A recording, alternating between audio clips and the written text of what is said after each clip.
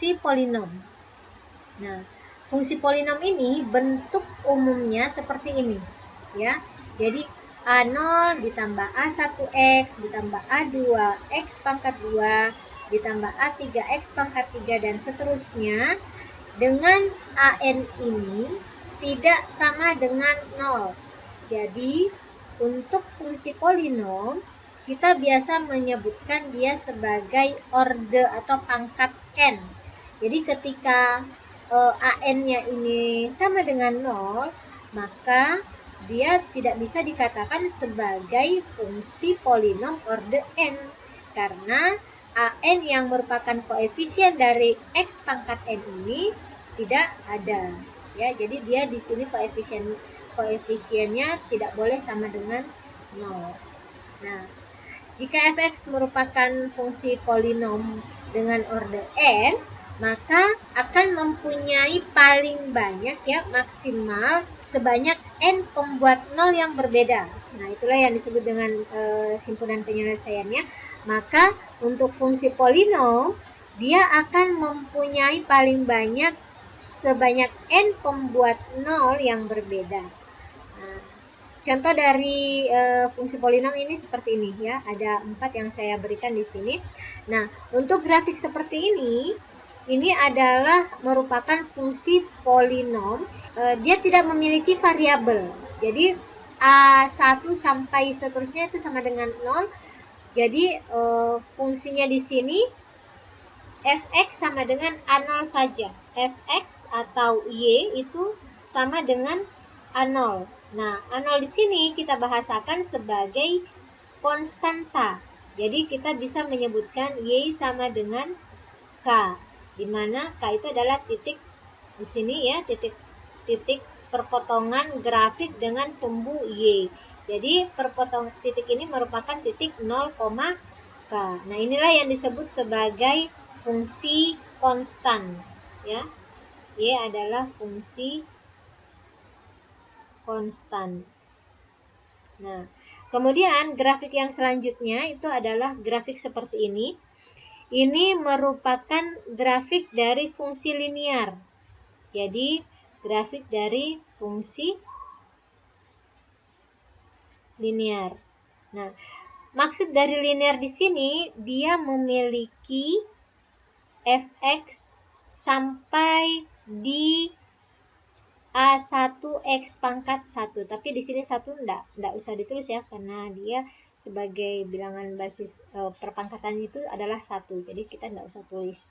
Nah, berarti A0 ditambah A1X itu merupakan suatu fungsi linear. Nah, bisa kita lihat di sini bahwa n-nya itu adalah 1.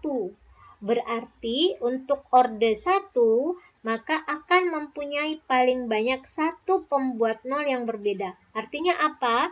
Akan ada satu titik saja yang merupakan perpotongan dari grafik fx dengan sumbu x. Nah, kita lihat di sini perpotongan grafik ini dengan sumbu x itu terjadi pada titik ini, ya kan?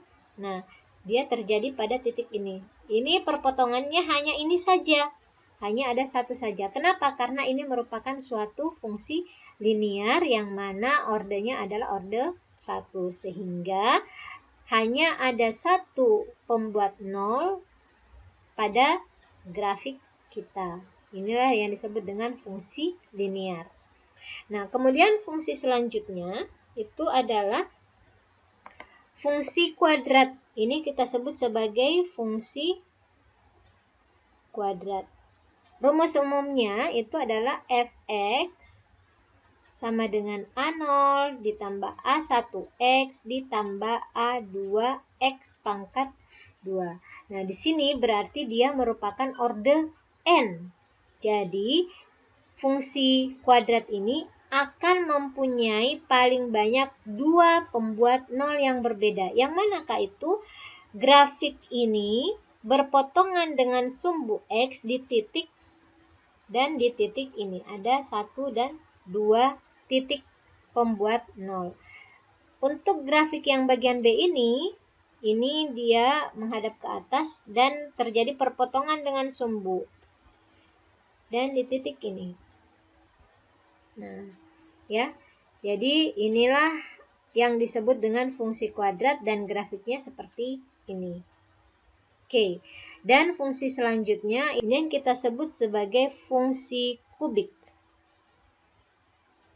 Bentuk umumnya itu adalah fx sama dengan A0 ditambah A1x ditambah A2x kuadrat ditambah A3 x pangkat 3. Nah, di sini karena dia merupakan orde 3, ya, maka kita sebutnya sebagai fungsi kubik.